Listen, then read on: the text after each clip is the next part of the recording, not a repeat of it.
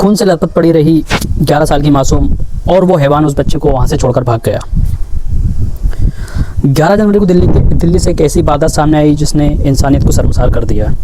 क्या बहन बेटी इतनी भी सुरक्षित नहीं है? जो हर जगह हर हवस का शिकार बना रहा हर दरिंदा। जो एक 11 साल की बच्ची के साथ जो वारदात हुई है वो एक सोचने लायक है, निंदनीय घटना है। एक ऑटो चालक 11 साल की बच्ची से दरिंदगी करता है। दोस्तों, पूरी घटना है दिल्ली के मध्य प्रदेश के प्रसाद नगर रेड लाइट एरिया की, जो कि एक बच्ची सिग्नल पर गुलाब बेच रही थी। वहाँ एक ऑटो चालक आता है, वहाँ सिग्नल पर रुकता है, कम से कम 30 सेकंड वहाँ रुकता है। जो उसके ऑटो में सवारी बैठी थी वो सवारी को छोड़कर वापस आता है।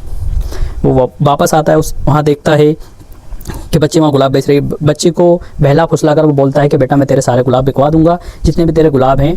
तो बच्ची आ जाती है बातों में उसकी, और वो उसके ऑटो में बैठकर चली जाती है। और वो ऑटो में बैठा कर ऐसी जगह ले जाता है जहाँ आसपास कोई नहीं है, एक सुनसान जंगल है। वो जंगल एक ऐसी जगह स्थित है जहाँ प्रोफेसर रामनाथ मार्ग पे स्थित है, जहाँ सुनसान एरिया है। वहाँ उसके साथ हैवानियत करता है, दरिंदगी करता है, और वहाँ से उसको लगता है कि बच्ची मर गई। उसको बेहोश हालत में छोड़कर वहाँ से भाग जाता है। जब बच्ची को होश आता है तो वह देखती है कि ब्लीडिंग हो रही है उसको, मतलब एक ऐसी अवस्था में वो आती है, अपने घर पहुंचती है। और उसके हालात ऐसे थे कि घर वाले देखकर उनके पैरों तले ज़मीन खिसक गई कि यार हमारी बेटी के साथ ये क्या हुआ।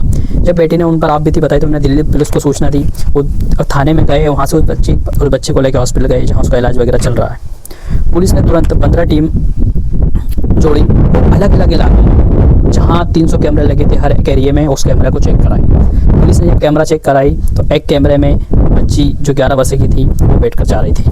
जब पता पड़ा कि बच्ची इधर गई है तो और आगे चले समथिंग 300 या 350 कैमरों ने चेक की, जिसमें से 2 कैमरे में वो ऑटो चालक दिखा। उसने रजिस्ट्रेशन नंबर से पुलिस ने अंदाज़ा लगाया तो उसमें पाया गया कि 40 वर्षीय दुर्गेश, जिसकी उम्र 40 वर्ष थी, उसका नाम दुर्गेश था और वो दिल्ली में ही रहता था और ऑटो चालन का काम करता था, ये रिक्शा चलाता था।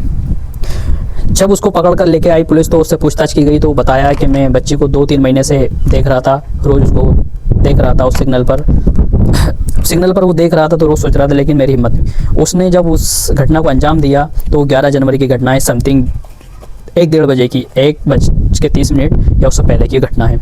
बच्ची के पास गया, वहाँ उस घटना को अंजाम दिया। ऐसा बताया जा रहा है कि बच्चे भी गहरे सदमे में हैं। तो पुलिस ने एक केस दर्ज करा है। जो केस बच्चों पर होता है वो केस उसने दर्ज करा है और आरोपी दुर्गेश तक पहुंच गई। और पुलिस ने उस ऑटो वाले पर अपहरण का केस दर्ज किया है, उसका किडनैपिंग का केस दर्ज किया है। उससे पूछताछ की गई तो उसने बताया कि मैं 2-3 महीने से इसको किडनैप करने के उसमें था। फिलहाल बच्ची का अस्पताल में इलाज चल रहा है और अभी बच्ची की दिमागी स्थिति कमज़ोर है, वो समझ नहीं पा रही है कि मैं कहाँ हूँ। वो अभी भी वही बात कर रही है कि सर मेरे से गुलाब ले लीजिए, सर मेरे गुलाब बिकवा दीजिए। उस दरिंदे के जो सुअर था, अब क्या ही मैं। और बच्चे को प्रोफेसर रामनाथ बीज मार्ग के पास इतने सुनसान जंगल में लेकर वो गया जहां उसने बच्ची के साथ बलात्कार किया। वारदात के साथ बच्ची अचेत हो गई और खून से लथपथ हालत में वो उसको समझा कि मर गई तो वहाँ उसे छोड़कर भाग गया। पुलिस ने बताया आरोपी उसे मरा हुआ समझकर वहाँ से भाग गया और होश में आने के बाद किसी तरह वो अपने घर पहुंची जहाँ उसने अपने माँ बाप को बताया। वो बेबस परिजन उन्हें उसे अस्पताल लेकर पहुँचे और ये घटना बहुत बड़ी है। माँ बाप के पैरों तले ज़मीन खिसक गई।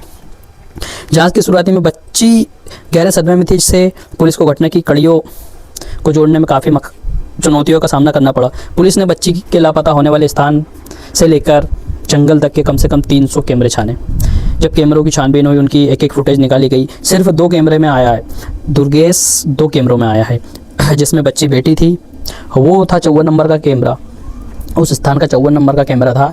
और जो उसकी ऑटो के नंबर प्लेट आ रही है वो था 52 या 54 कैमरा।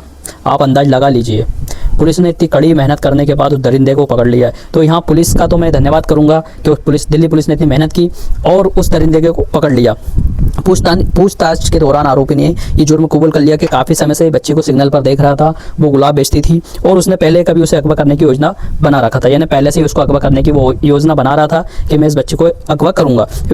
पुलिस ने आरोपी को निशादेन यानी खून से सने कपड़े और अन्य साक्ष्य बरामद कर लिए। पुलिस ने आरोपी के खिलाफ अपहरण का केस दर्ज किया, यानी पॉक्सो एक्ट की भिन्न धाराओं के तहत मामला दर्ज किया। फिलहाल बच्ची अस्पताल में इलाज चल रहा है बच्ची का, क्योंकि बच्ची गहरे सदमे में है।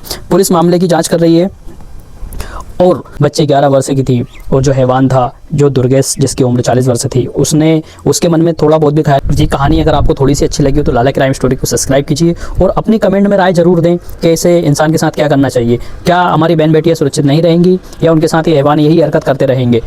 आप मुझे कमेंट करके ज़रूर बताइए और इसको इतना शेयर करिए ताकि मेरा भी सपोर्ट हो जाए और लोग इस चीज़ों से बचें। और यहाँ ये कहानी सुनाने का मकसद ये नहीं कि किसी का दिल दुखाना है, किसी को परेशान करना है या किसी को बदनाम करना है। सिर्फ इस कहानी सुनाने का मेरा इतना उद्देश्य है कि आप जागरूक हो जाएं। अपने बच्चों, अपनी बहन बेटियों को इन दरिंदों से बचाने के लिए अपने को मजबूत होना पड़ेगा। सरकार तो कर ही रही है लेकिन अपने को भी मजबूत होना पड़ेगा। जब राजधानी में ऐसा हो रहा, मध्य प्रदेश की राजधानी में, तो अपने छोटे मोटे शहरों की कहाँ चली।